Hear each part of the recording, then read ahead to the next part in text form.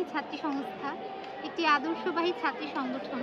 এই ছাত্রী সংগঠনে শুধুমাত্র নৈতিকতার প্রশিক্ষণই দেয়া হয় বিষয়টা এমন না, বরঞ্চ দেশপ্রেম, পিতামাতার সাথে সৎ ব্যবহার, পারিবারিক আচার আচরণ, সামাজিক আচার আচরণ সকল শিক্ষা এখানে ছাত্রীদেরকে দেয়া হয়।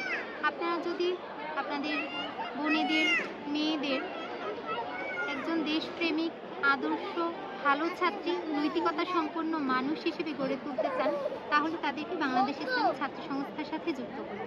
বাংলাদেশ ইসলামী ছাত্রী সংস্থার লক্ষ্য উদ্দেশ্য যদি আমরা দেখি, আমাদের লক্ষ্য উদ্দেশ্য হচ্ছে কোরআন এবং সুন্নাহের আলোকে আদর্শ নারী গঠন করা। আমরা কোরআন এবং সুন্নাহের স্ট্যান্ডার্ড ফলো করি এবং কোরআন সুন্নাহ আমাদেরকে পরিপূর্ণভাবে নৈতিকতা অবলম্বন করতে বলে।